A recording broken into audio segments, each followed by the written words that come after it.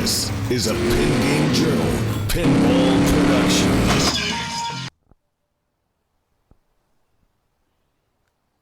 This is Fiona Thiel, one of the two lovely dogs owned by David Thiel, who is actually standing right here. And we are here at his home. I'm here for the Northwest Pinball and Arcade Show 2016, and David will be talking at that show. 2016 is a big year for me. This is the 10th year that I've been a freelancer doing audio for games. Right. And I've done pinball games and some mobile games and some slot machines, but primarily pinball, and done a lot of games since 2006. Resumed my coin-op career with Pirates of the Caribbean. And then this year, circumstances are aligning such that 5 different products are being manufactured by different manufacturers. 4 manufacturers over 5 products that'll have sounds by me. 2 of them, it'll be close as to whether they get done in 2016 and get on the line. But the Hobbit's being done right now, and Spider-Man Vault Edition, something that I did 8 years ago. Well, about 50% of the sounds that I did survived, and that's being manufactured and sold right now. Then I'm working on Alien for Andrew Heighway Pinball, and hopefully that will be in production. And then Pat Lawler's game for Jersey Jack is still a very secret thing, but we're making good progress. I'm very excited about that one. And then finally, the project, the longest going pinball project that I have ever been involved with, the P3 system with Multimorphic and Jerry Stellenberg. That's 3 years I've been involved with that project, and I think they'll be going into limited production this year. With first big game Lexi, Lightspeed, Escape from Earth. So that's 5. That's cool. That is very cool. So it sounds like one of the games, your part of it, is in the past, and one of the games, Pat's game, is really a little bit more in the future. But there seems like 3 of them that we can maybe take a look at from the sound standpoint. Absolutely. And can you show us? Absolutely. Walk this way.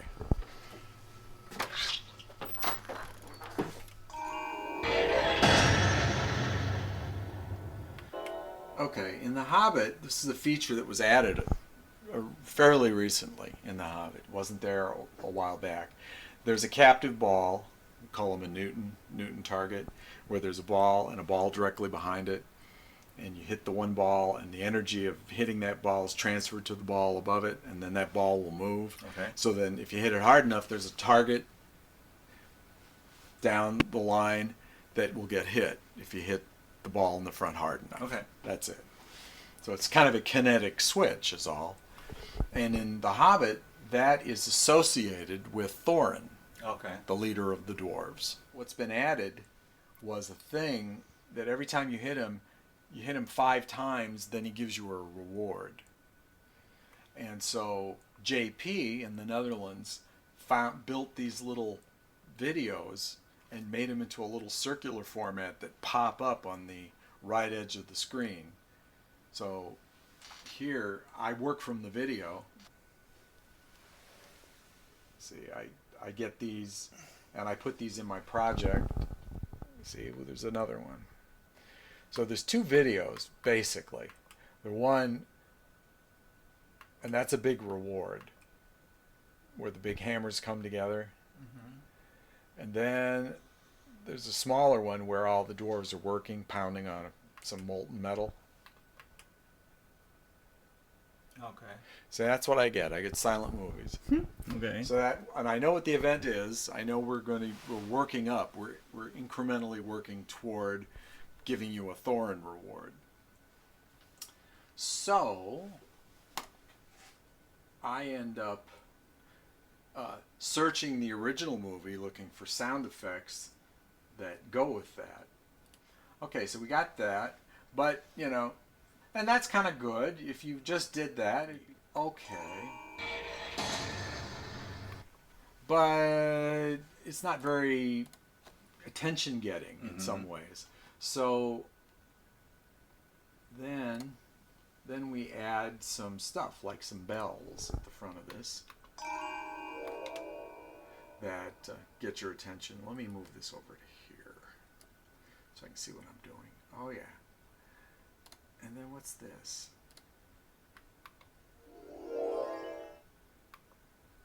So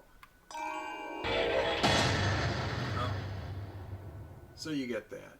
And then for the other one, I had to, there are all these guys banging on this molten metal. So I literally isolated a bunch of bangs and timed them so that they work with the video. Yeah.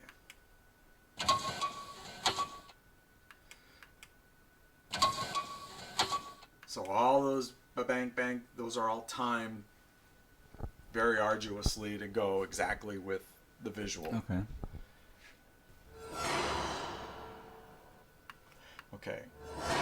Because you see that when that window comes up, it kind of swoops in. So that's the sound for it swooping in. So then, that's all the work involved in that one little target. Right? Yeah, I know. The Thorin target. Same. No wonder you just can't do it in like 5 minutes. No wonder. It takes a couple, you know, like a half hour probably. Yeah, at least. At least. So I have probably more than 100 of these little movies that are involved in and then each need that kind of that sound, level of stuff. That group of 5, 6 things all put together. Yeah. Lexi, from my point of view, is about 98% done. They just requested some stuff from me. No video. That's what I thought.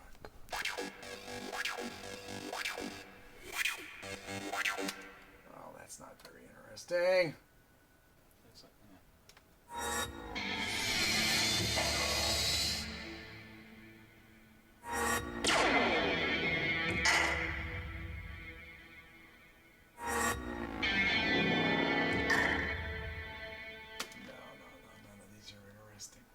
This is the simulator for Lexi. It runs inside Unity.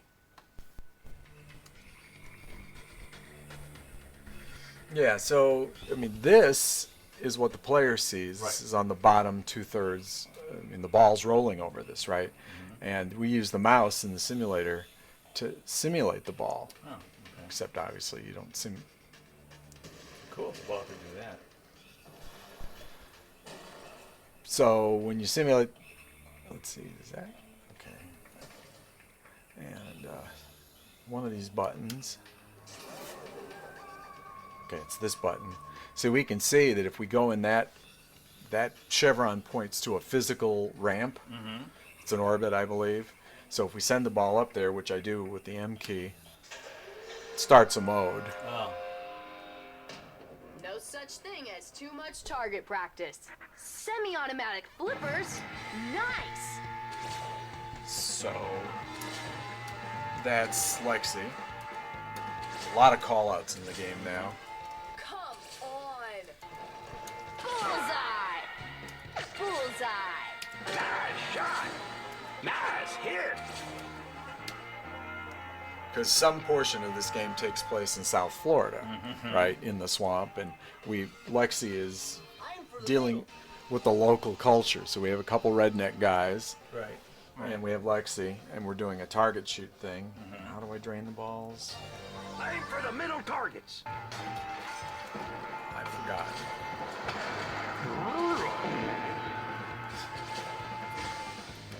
What's wrong? Not enough balls?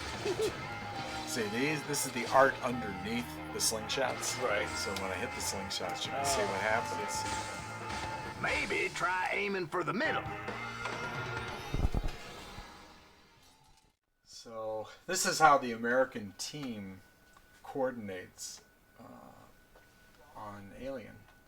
We use Slack. Slack as a tool for group collaboration is terrific. And they let you have to pay for it? Well, they have an interesting way to monetizing it, right? It's always about taking these free things, how do you make money out of it? Right. Well, exactly. so Slack is not unlike any chat app. Like on Skype, you have a chat, or on your phone, you have iChat. You just have these chats, right? So basically, that's what it is. It's a super enhanced chat app, but the way it's organized is the difference. So you have a chat, and it's not organized between me and you. It's organized around a topic. Mm. So they're called channels, and I have a bunch of channels here. And for a pinball game, you can imagine there's a general one, there's one on hardware, there's one on sound, there's one on designing rules. So it's a topic, right? There's a chat about this topic. Mm-hmm. And then there's limited membership to these things. Okay, right. So if I belong to the one on rules designing, you probably didn't notice it, but there's a little ticky-tick, a real nice, unambiguous sound cue that lets me know there's activity there. Okay, right. I heard that. I heard it. Right? So then I go and I see which ones are lit up, and then I can go see. And because these things are persisted, it says here, today, this is the new stuff about today. Here's the chats on in this thing from yesterday, and then so on. Okay. And it's great. And particularly good because we have to deal with this 8-hour time shift. Right. Because our other members of our team are in Europe. Slack has been a terrific tool for bringing this team together. I mean, I've only ever met one of the people in person ever of the 1 to 5 people who I'm working shoulder to shoulder with. Play me something that was the a product of this collaboration. Sure. This. Is this going to be a stand-up fight, sir, or another bug hunt? It's gonna be. Well, I was doing a thing today. It was kind of interesting. So, What's happening right now? I'm remaking the code so that the simulator just plays the sounds. Is this the simulator you were talking Yeah. about that you all kind of plug stuff into? Yeah. But Brian, who's a brilliant programmer, built this utility for me because I need to audition sounds on top of sounds from the game engines. I mean, if I don't have a game, then this is the way I need something so I can test stuff. So here I can play any of the music from the game. Well, that's good.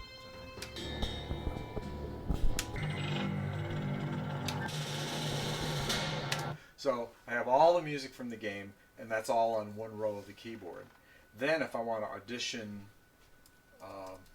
stuff on top of it, like speech for instance, I can use another pair of keys to navigate to stuff. So one of the things I did this morning is when you start the game, you choose the movie that you want to play. Okay. You can choose the 79 movie or the 86 movie, Alien or Aliens. Mm-hmm. And what I built are a collection of lines from scenes in those movies that will be played every time you switch. So you use the flipper keys, the flipper buttons to switch, right? So, Okay. while we're waiting for you to choose, this is playing in the background. And then every time you hit a flipper, you hear the Burke character go through his thing. Am I right? But they're not in order. And that's all. Can I finish? Come on, that's a second chance, kiddo. Get back on the horse. There's nothing wrong with it. It may just be a down transmitter. I think it's great that you're keeping busy. I heard you're working in the cargo docks. If you go, it'd be the best thing in the world to get out there and face this thing. Okay, but if it's not, running loaders and forklifts, that's the plan. The company has already agreed to pick up your contract. There's nothing they can't handle. What would you say if I told you I could get you reinstated as a flight officer? So I have all these clips of his speech. They're out of order there. And so when you switch to the alien choice, he'll do another chunk of his dialogue working into that scene where he's trying to convince Ripley to go on this mission with the Colonial Marines back to planet LV-426. This is from Aliens. Over here. And then this screen over here, this is what's in the playfield on the game.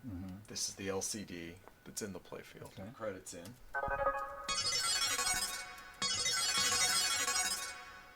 Nice. Nice. Unambiguous sound. Yes, you put credits in. Not a mason jar, though. No, not a mason jar. Okay, so then we switch to the alien choice. And it doesn't do anything because it's not in yet. Okay. But we go back to the alien. Some of you may have figured out we're not home yet. We're only halfway there. Mother's interrupted the course of our journey. She has intercepted a transmission of unknown origin. So, when the stuff I just played to you, when that's put in the game, you'll be hearing Burke go through his spiel every time you switch to Aliens. That'll be Burke. Switch back to here. What kind of a transmission?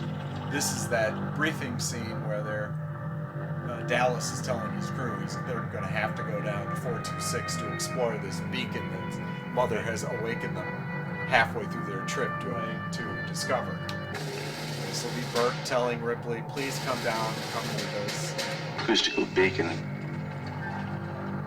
So, clearly, any motivated player has picked their film. And picked it, and they're off on their adventure. But for someone who's just playful and wants to explore all the voice clips that a bunch of voice clips that we have in it, and relive that part of the scene, they can do that. That's very cool. And it anchors you in your choice. I mean, you're seeing footage from one or the other movie, and you're hearing these scenes from respectively each movie, and that ought to get you going in the alien universe right away. Right. Which is the whole point. We want to anchor you. It's an alien pinball, so it's not just a pinball. It's a pinball that takes place in this universe. Okay. And we have a lot of assets, visual and sound assets, and things on the playfield that put you in that universe into an interactive adventure.